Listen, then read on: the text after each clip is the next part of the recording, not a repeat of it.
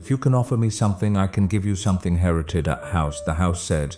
She was never supposed to find it, and the room at the end had been waiting for exactly 20 years. For exactly her. If you can offer me something, I can give you something. Pressed her palm flat against the cold iron gate of Hargrove Manor. She felt it, not excitement, not hope, a warning, like the house itself was breathing, like it already knew her name. The morning Nora received the letter, if you can offer in return. She was standing in the parking lot of a Waffle House in Savannah, Georgia, wearing uniform 2 sizes too big, smelling like maple syrup and burnt coffee, counting $43 in crumpled tips. She was 20 years old. She had no car, no apartment, and no family to call. If you can offer me something, I can give you something in return. What was a split lip from where her mother's boyfriend Dale had shoved her into a doorframe 3 weeks earlier. That same night, Nora had packed one duffel bag, walked 4 miles to the nearest bus station, and bought a one-way ticket out of Beaumont. If you were to ask me something, I can give you's account. Savannah 6 Savannah plan. It had simply been where the bus stopped. For 3 weeks, she had been sleeping on the pull-out couch of a co-worker named Britt, a kind, if you can offer me something, loud 24-year-old who asked no questions and left a spare key under the mat. Nora worked double shifts 6 days a week, eating one real meal per day, saving every dollar with the focused desperation of someone who understood at a bone-deep level. If you can offer me something, I can give you something. And recur. She was entirely, completely alone, and she had made her peace with that until the letter arrived. It came not to Britt's apartment, which confused Nora deeply. It was addressed directly to the Waffle House. Attention, Nora Jean Callahan. If you can offer me something, I give you cream-colored and sealed with dark burgundy wax, stamped with a letter H. Her manager, a heavy-set man named Phil, had handed it to her with a suspicious squint during her shift. You in some kind of trouble, Callahan? Aren't I always? She had muttered. If you can offer me something, tucking it into her apron pocket. She waited until her break, sitting on an overturned milk crate behind the restaurant, cigarette smoke from the kitchen vents curling around her. Nora carefully broke the wax seal with her thumbnail. If you can offer me something, folded page of heavy paper, and a smaller sealed envelope marked "Do not open until you are." The letter read, Miss Callahan, my name is Margaret Eloise Voss. I am the estate attorney representing the final testament of Mrs. Dorothea Hargrove. If you can offer me formally of Hargrove Manor, Savannah, Georgia. Mrs. Hargrove passed away on the 14th of this month at the age of 91. In her final testament, she has named you specifically and solely as the sole heir to her primary residence and all contents therein. If you can offer me something, I can give you some as a surprise, as you have no documented relationship with the deceased. That is in fact precisely the point. Please contact my office at your earliest convenience. Time is of the essence. There are parties already contesting this will. If you can offer 5 days to take legal possession of the property. The address of the estate is 1 Hargrove Lane, Savannah, Georgia. You may already be closer than you think. Margaret E. Voss, attorney at law. Nora read the letter 4 times. Then she sat very still for a long time. If you can offer me something, I can give you something. The highway and the distant clatter of dishes through the kitchen wall. Dorothea Hargrove. She had never heard that name in her life. She had no grandparents, she had been told. Her mother, Renee. If you can offer me something, almost violently vague on the subject of their family history. We don't have people, Renee would say, refilling her glass. Just us. That's how I like it. Nora looked down at the smaller sealed envelope in her hand. Do not open until you arrive. If you can offer me something, I can give you something, and turned it over. On the back, written in shaky elderly's did. A chill moved through Nora that had nothing to do with the October air. You always did. As if Dorothea Hargrove had known her, as if they had met before. If you can offer me something, I can give you something in such meeting. But something older than memory, something that lived in the marrow of her bones, told her that the house on Hargrove Lane had been waiting for her for a very long time.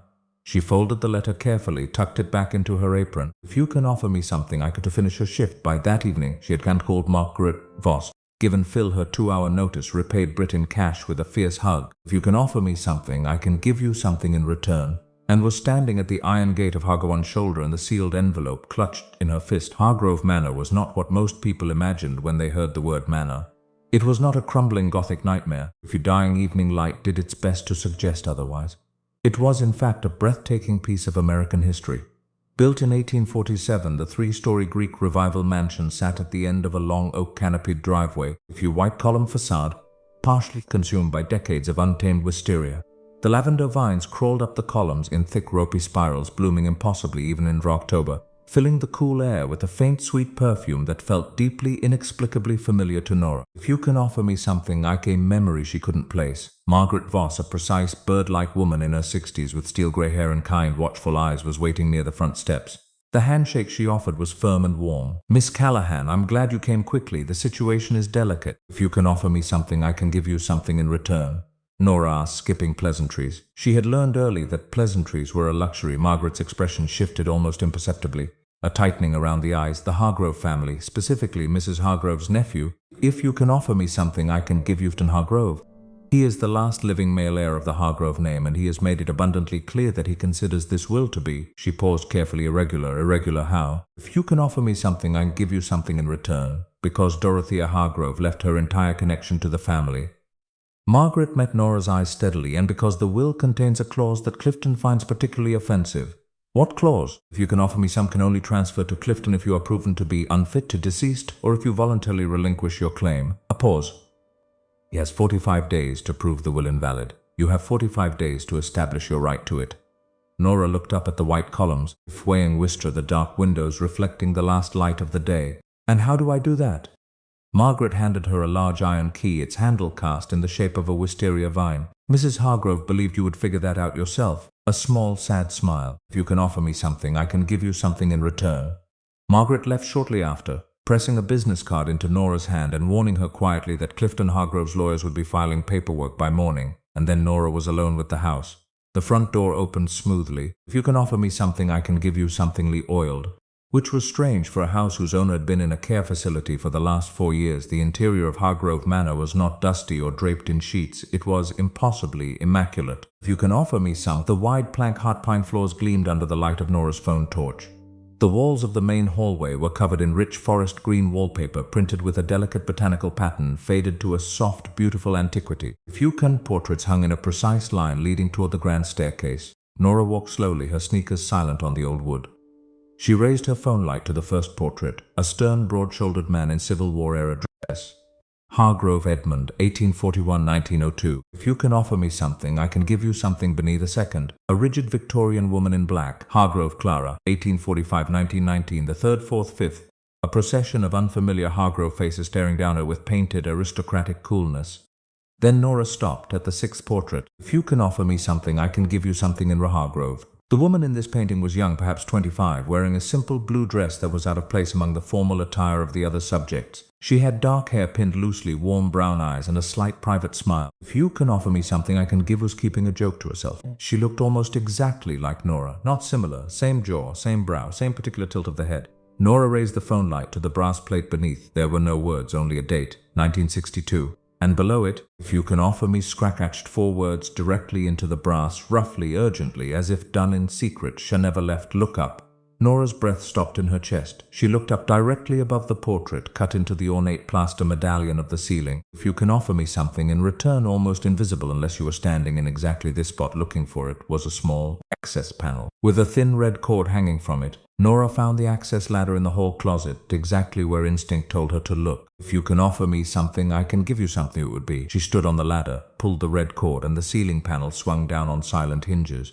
Beyond it was not an attic, it was a room, a fully furnished, carefully preserved. "If you can offer me," between the 2nd and 3rd floors of Hargrove Manor, invisible from both the interior floor plan and the exterior architecture.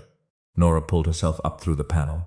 She stood very still for a long moment. The room was small, perhaps 12 feet by 10. "If you can offer me something." The walls were covered in the same botanical wallpaper as the hallway below, but newer, less faded. There was a narrow iron bed made up with a white quilt, a writing desk, a window no larger than a book hidden behind the exterior wisteria, letting in a thin thread of moonlight. "If you can offer me something, I can give inch of every wall." From floor to ceiling were photographs, hundreds of them, black and white, color, Polaroid, digital prints pinned with thumbtacks.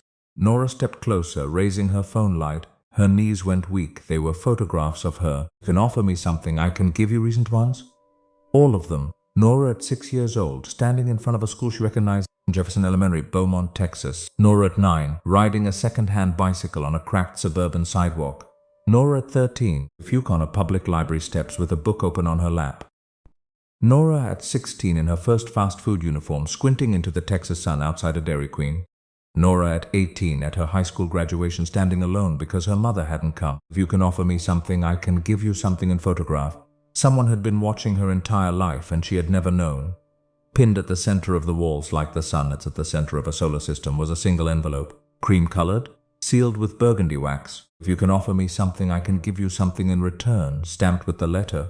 Was shaking as she opened the wall. She already knew what it said before she enveloped the one Margaret had told her to save. Do not open until you arrive. She broke the seal inside. If you can offer me something, I can give you something in recursive. 3 pages of handwriting, dense and careful and urgent. She sat down on the edge of the narrow iron bed in the secret room, surrounded by the photographs of her own life, and she read, "My dearest Nora, if you are reading this, if you can offer me something, I can give you something in return. Of course you did. You always were the clever one. Even as a small child, you saw things other people walk past. If you can offer me something, I can give you something in return. I watched you find a lost dog in a drainage ditch when you were 7 simply because you noticed a paw print in a patch of mud that every adult on that street had stepped over without seeing. You don't remember me. I made sure of that. My name is Dorothea Hargrove. If you can offer me something, I can give you something in return. I was simply the old woman on the porch at the vacation rental 2 houses down from where you and your mother were staying in Tybee Island. You were 10 years old. You used to bring me wildflowers you picked from the vacant lot. If you can offer me something, I can give you something in return. I never forgot you. And I must tell it plainly because I am 91 years old and I have wasted enough time on careful words. Your mother, Renee, is not who she told you she was. Renee Callahan was born Renee Hargrove. She is my granddaughter. If you can offer me something, are my great-granddaughter. And you are the rightful heir to everything the Hargrove family built. Renee ran away from this family at the age of 19 because she was terrified of a secret this house contains. A secret that Clifton, my nephew, if you can offer me something, I can give you something and destroy. I have spent those same 30 years protecting it for you. The room you are sitting in was your grandmother Renee's room. She slept in that bed. She read at that desk. She loved this house before fear made her hate it. If you can offer me something, I can give you something in return. The basement.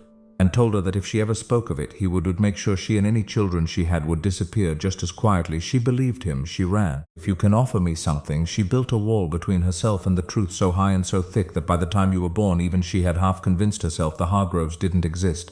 But I found you, Nora. I watched over you from a distance because Clifton has eyes everywhere. If you can offer me something, I can give him to you directly. Not until I was gone, not until the house was yours, because the house is the evidence. In the east wing of this manor, behind the door at the end of the hall, the one with the wisteria carved into the frame, if you can offer me something, I can give you something you're afraid of. Not the property, not the money, the door, and what it proves. Take the key from around the neck of the woman in the blue dress. You know the portrait I mean. I love you, Nora. I've loved you since you handed me a fistful of dandelions on a porch in Tybee Island and told me very seriously that yellow was the bravest color.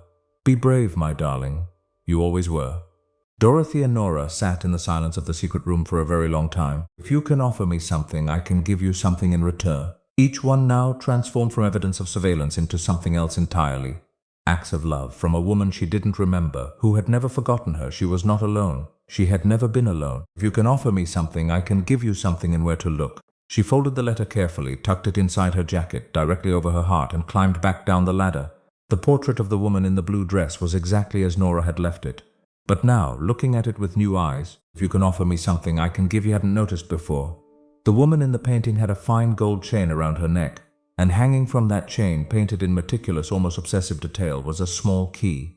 Nora reached up and pressed her fingers against the portrait. If you can offer me something, I can give you something in frame. The frame was hinged. She had expected as much. She eased the portrait away from the wall. Behind it, set flush into the plaster, was a thin iron box. Inside the box, on a velvet cushion that had faded from burgundy to dusty pink, if you can offer me something, I can give you something, was a key. Brass, almost identical to the wisteria-handled key Margaret had given her for the front door, but older, heavier. Nora closed her fist around it and walked to the east wing.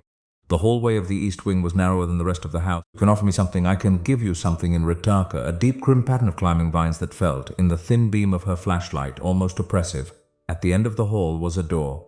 It was tall and heavy, made of dark walnut wood. You can offer me something, I can give you something, motif carved intricately into every inch of its surface. Flowers, stems, leaves winding around each other in beautiful, almost frantic detail. As if the carpenter had been trying to say something in a language made of wood. And if you can offer me something, I can give you something. The door. The keyhole surrounded by a carved wisteria bloom. Nora slid the small brass key into the lock. The door opened inward. Beyond it was not a room, it was an archive. If you can offer me something, I can give you, lined all four walls. Each shelf packed with identical dark green ledger books, arranged chronologically by year. The oldest she could see were dated in the early 1900s, the most recent 2019. In the center of the room was a long oak table. If you can offer me something, I can give you some open ledger. And beside the ledger, placed with deliberate precision, was a modern manila folder, yellow sticky note on its cover, read in Dorothea's shaky cursive, "Start here. Then look at 1987. Nora pulled on the single overhead light cord. If you can offer me something, I can give you something. The room. She sat down at the table, opened the manila folder and began to read. What the folder contained was not what Nora had expected. She had expected financial records, property deeds, legal documents. You can offer me something, I can give you something in return. Newspaper clippings, handwritten testimony documents, and a series of photographs that were not of Nora at all. They were of a young woman named Clara May DuPont, age 22, Savannah, Georgia, seamstress employed by the Hargrove household beginning in 1987.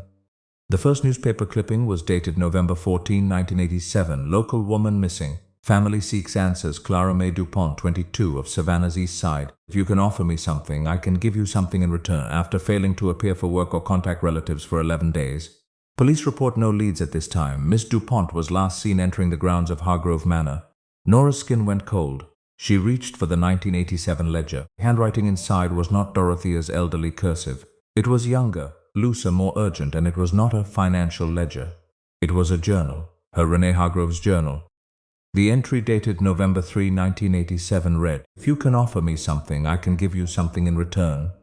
I saw Clifton come back from the East Wing at 2 a.m. last night carrying something, a bundle of dark fabric. He saw me on the stairs and he smiled at me, and that smile was the most frightening thing I have ever seen in my life. If you can offer me something, I can give you something in return. She's been here 3 years. She never misses work. I knocked on the East Wing door this morning. Clifton appeared from nowhere behind me in the hall. He put his hand on my shoulder and he said very quietly, 'Some doors are better left closed. For everyone.' I smiled and nodded and walked away, and then I went to my room and I vomited from pure terror. I have to get out of this house." Nora set the journal down on the table very slowly. The room was absolutely silent around her. She understood now. If you can offer me something, I can give you was truly afraid of. Not the estate, not the money, not even the will. The ledgers in this room, the archive. 30 years of a young woman named Clara May DuPont's disappearance, documented, investigated. If you can offer me something, and preserved by a 91-year-old woman who had spent 3 decades quietly, methodically, gathering every scrap of evidence she could find, waiting for someone she could trust to bring it into the light, waiting for Nora. The sound that came from downstairs was subtle. If you can offer me something, I can give you something in return. Entirely if she hadn't spent years sleeping in environments where sounds meant danger, where the click of a door handle or the creak of a specific floorboard was the difference between safe and not safe. If you can offer me something, up pine floor of the main hallway. Measured, deliberate, confident, the footstep of someone who had walked this hallway before. Nora did not panic. She turned off the bare bulb in the archive room. "If you can offer me something, I can give you something in return." She pulled the door to the East Wing closed behind her without latching it, and she stood in the darkness of the East Wing hallway, pressed flat against the crimson wallpaper, and she waited. The footsteps came up the main staircase. A flashlight beam swept across the landing. "If you can offer me something, I can give you something in return." Then a voice. Cultured. "Miss Callahan, I know you're here. Margaret told me you'd arrived this evening." He stepped into view at the end of the main hallway where it intersected with the East Wing. Clifton Hargrove III was 67 years old. "You can offer me something, I can give you something in return." And the posture of a man who had never once in his life been told he could not have what he wanted. He was smiling pleasantly. His eyes were not smiling at all. "You must be confused and overwhelmed," he said. "If you can offer me something in return," his tone carrying the particular brand of warmth that is actually contempt in formal dress. "I understand it's a lot to take in, an old woman's eccentric bequest to a stranger. Clearly you had no idea what you were walking into. If you can offer it," out of the shadow of the East Wing hallway. "I'm not a stranger," she said. Something moved behind Clifton's polished expression. A flicker. "I beg your pardon, my name is Nora Jean Callahan. My mother was Renee Hargrove. If you can offer me something, I can give you." Hargrove was my great-grandmother. A pleasant smile stained Clifton, but the rest of him went very, very still. "That's a documented claim," he said softly. "Dorothea V documented everything. If you can off." Clifton's face sharpened into something colder. "Nora," his voice had changed. The warmth was entirely gone. "You are a 20-year-old girl with no money, no legal representation, and no idea what you are involving yourself in. Whatever my aunt left you, if you can offer me something and give you something in return, I want you to consider very carefully what happens to people who pick up things that aren't meant for them, like Clara May DuPont." The name landed in the hallway like a stone into still water. Clifton's face went perfectly blank. "If you can offer me something, I can give you something in what you..." "November 1987, Nora said. She came to work here and she never came home. Your cousin Renee saw you in this hallway at 2 a.m. carrying something. She wrote it down. Renee was a hysterical child with an overactive imagination. I've already photographed everything, Nora said. This was not entirely true, but she watched Clifton's eyes move involuntarily to the east wing door. He knew exactly which room she meant. If you can offer me something, I can give you something in return. And I've already sent those photographs to Margaret Voss with instructions to contact the Savannah Police Department's Cold Case Division if she doesn't hear from me by 8 a.m. This part was also not entirely true. If you can offer me something, I can grown up reading rooms, reading people. Reading the exact moment when a threat shifted from real to manageable. This was that moment. Clifton Hargrove III looked at the young woman standing in the hallway of his family's house. He looked at her for a long time. If you can offer me something in return, then something in the carefully constructed architecture of his face simply came down. He looked suddenly and surprisingly like an old man. You don't understand what it was like, he said quietly. This family, what was expected of us. If you can offer me expected of Clara DuPont, Nora said. She expected to go home.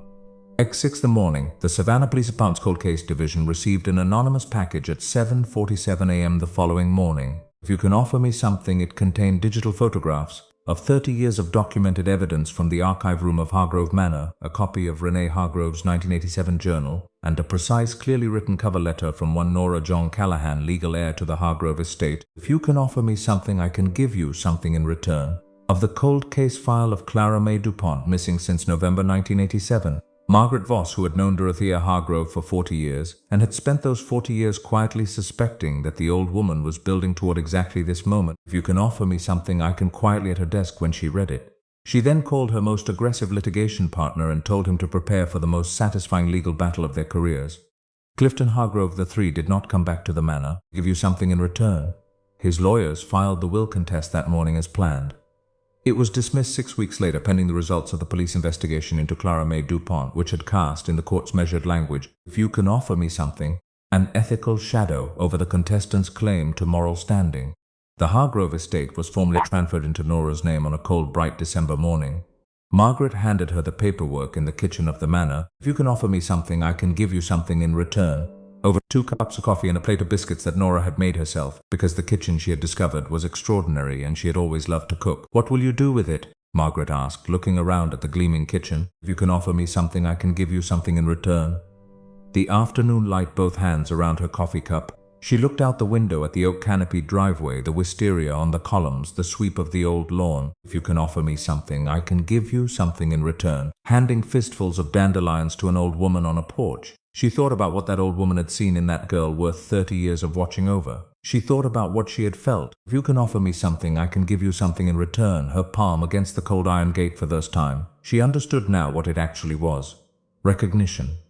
I think, Nora said, that this house has been closed up and locked down for a very long time. If you can offer me something, I can give you some return. The wisteria on the columns of Hargrove Manor bloomed early that April. It always did, it turned out, even in seasons when it had no right to. Stubborn, sweet, impossible. If you can offer me something, and a main floor the manor would open to the public 3 days a week as part of the Savannah Historical Preservation Society's architecture tour, which Nora had joined as an active member the previous January. The East Wing archive room had been carefully, if you can offer me something, and turned over to law enforcement. Its contents had since been cited in the reopened investigation into Clara May DuPont, whose family, after 37 years, was finally receiving answers.